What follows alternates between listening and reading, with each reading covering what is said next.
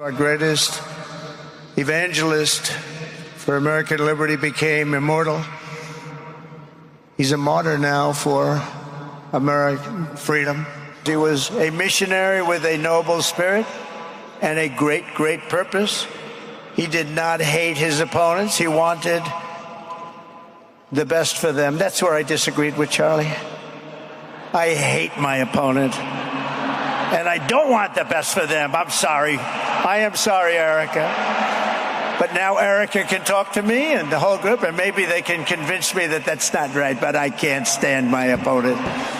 Why would a president take a memorial service for a fallen ally and turn it into a campaign pitch?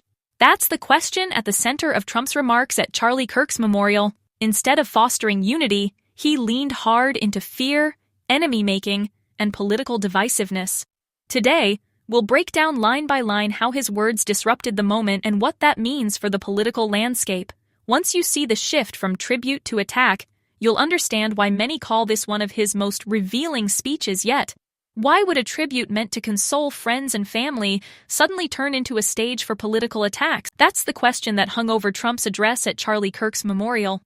He began with a steady, almost pastoral tone. He called Kirk a missionary with a noble spirit, words that seemed to set the stage for a unifying message. In that opening, the audience likely expected remarks to soothe, to highlight shared values, and to remind people of the humanity at the center of loss. But the moment could not hold. The shift came quickly. It landed not as a natural aside or a slip of the tongue, but as a hard pivot. Out of nowhere, praise gave way to a combative line. I hate my opponent. Imagine sitting in that crowd. One moment you're mourning, quiet and reflective. The next, you're being pulled into the cadence of a campaign rally. The air in the room visibly changed. Some people clapped, unsure if that was appropriate. Others looked around, caught between standing to show support and staying seated out of respect for the dead. That conflict in body language said more than any words spoken.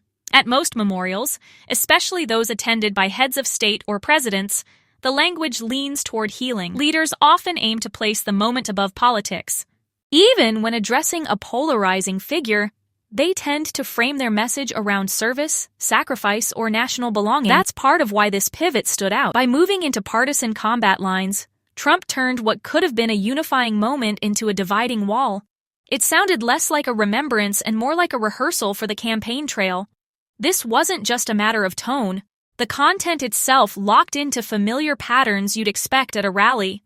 The rhythm of his delivery got sharper, his gestures more pointed.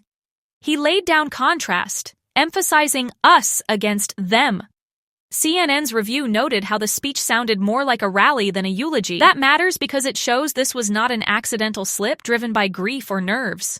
The structure of his words mirrored the choices he makes every time he speaks to galvanize supporters. Look at the evidence.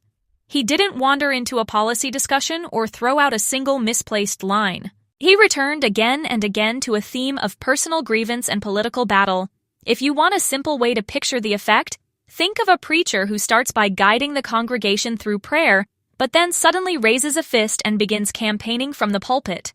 The two roles carry different weight.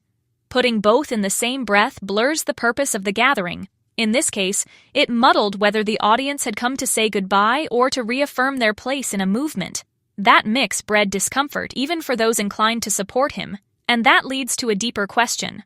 Was this outburst the product of raw passion, a slip made because of his own inability to stay within the lines of solemnity? Or was it calculated, a deliberate use of grief as fuel for movement politics? If you've followed Trump for a while, you know both are possible at the same time. His instincts lean into grievance, but his team also knows how to use signals and staging to build momentum. Framing this service in campaign terms created both outrage and attention, two things that often serve his strategy well. Here's the bottom line. He didn't just honor his ally, he repurposed Kirk's death into political energy. That choice marked a clear strategy. Sorrow streamlined into polarization. And unlike a private slip of language, this was broadcast and shared widely. People outside the room watched a moment meant for healing become another wedge in the national divide. This raises an even larger concern. The families in the room felt the tension firsthand, but millions more received the edited clips and headlines. The impression left behind wasn't about the man being honored. It was about the leader steering grief into anger. What this means is simple. You're left to wonder how public mourning can survive unifying purpose when even death becomes an opening act for politics. Here's what matters. Trump's remarks at the memorial were less about honoring Charlie Kirk and more about staging a hardened version of his political message. The event became a test run for a sharper, more divisive strategy under the MAGA banner. If even grief can be folded into rally language, it shows how deep polarization cuts into public life. Mourning is supposed to unite, yet it was turned into another dividing line. What this means for you is clear. Watch how leaders use moments of loss. Thanks for watching.